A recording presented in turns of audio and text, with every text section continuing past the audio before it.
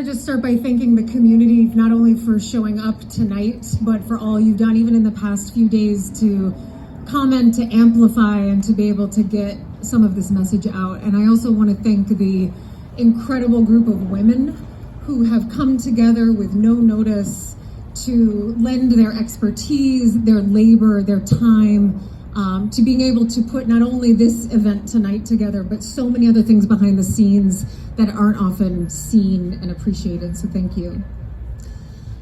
Before I share what I have to share, I want to acknowledge that there is a young girl, a young person at the center of this who we have failed as a community.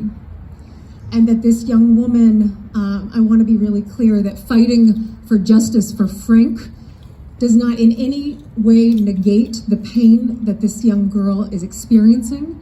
And so as we advocate for justice, we also need to hold her and her humanity in our care at this time.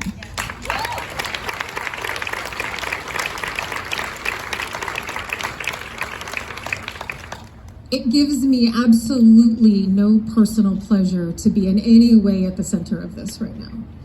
For anyone who I know personally, you know how relieved I was to complete my board service at the end of this last year. And while I am incredibly grateful for the time I spent on the Board of Education, I was more than relieved to be able to retreat to my own private life this past January. But this is such a grave injustice that there is absolutely no way, knowing what I know, that I could have slept at night without bringing this into the light.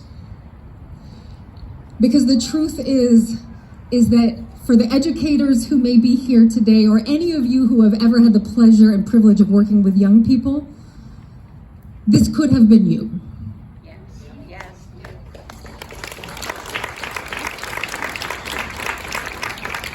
I spent almost 10 years working as a high school principal in New York City. And before this ever happened, I can tell you that there are specific incidents that keep me up at night based on decisions I had to make that were in the interest of keeping young people safe. And when you are ever put in a situation like that, you understand that that is a very challenging situation to be in. And no matter what your intentions are, you can find yourself in a situation where not only your career, but your very life is put in jeopardy. And yet, we show up to do the job day in and day out.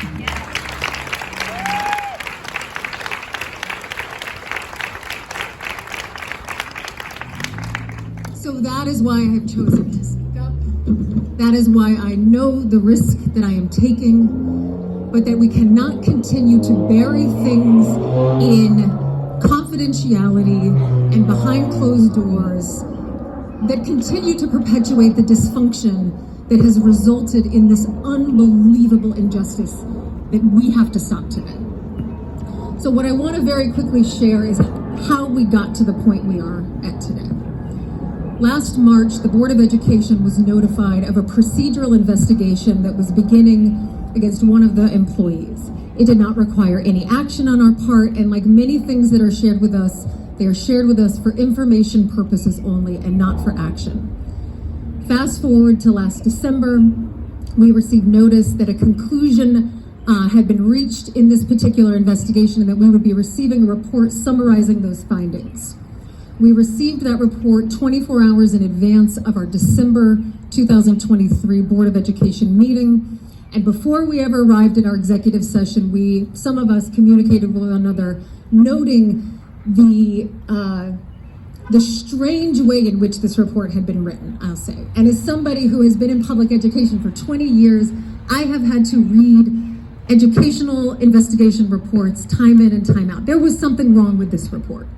Not only in the sloppily way it was written, but in the fact that the evidence was so highly inferential and the conclusions were so inconsistent and in some cases contradictory that before we even arrived at our executive session, we knew something was up.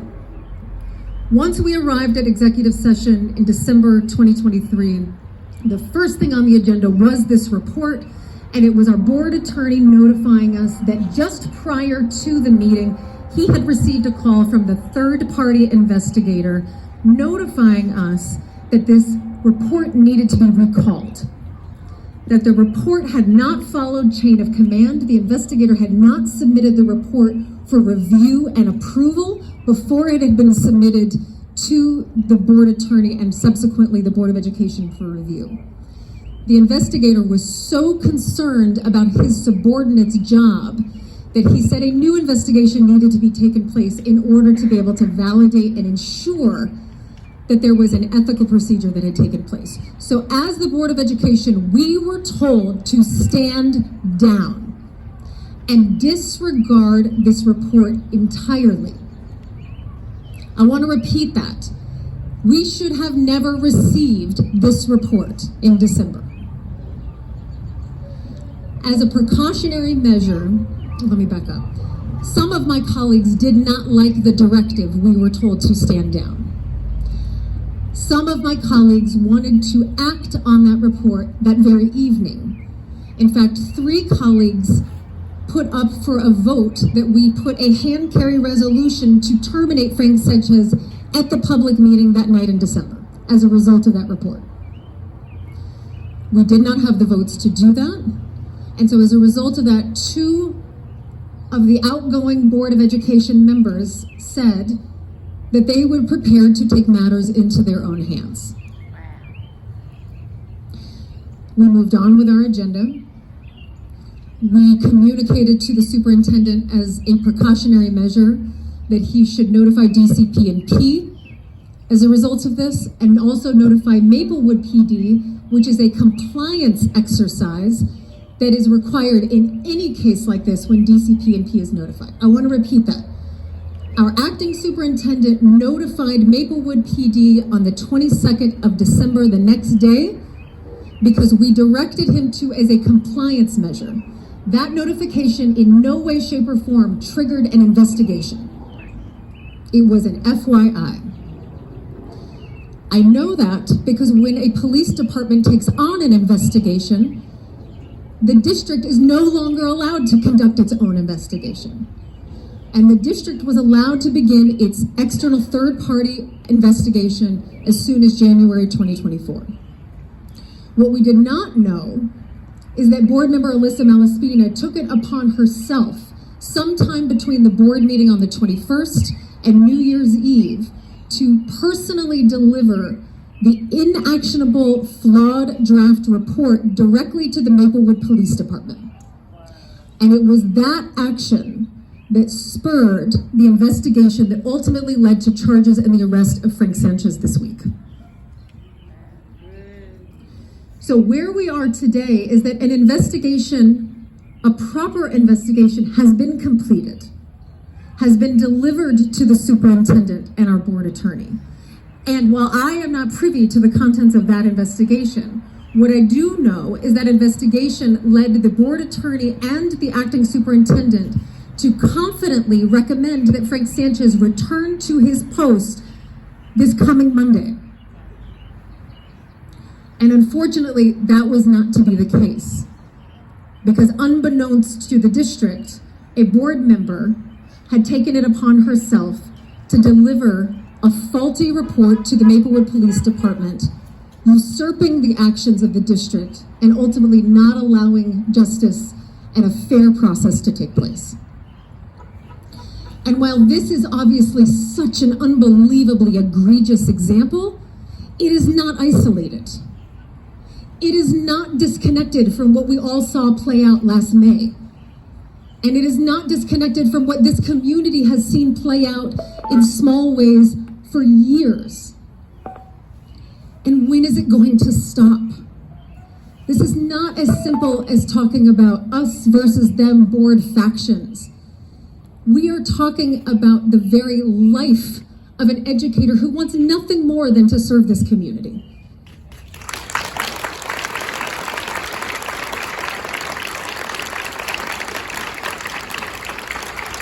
So I beg of each and every one of you, please do not lose sight of this. This is going to be a long road. This is going to be a long process. And it's really easy to get distracted to the next thing and the next thing and the next thing. Please don't lose sight. Please demand that this Board of Education investigate and make public on the record what took place.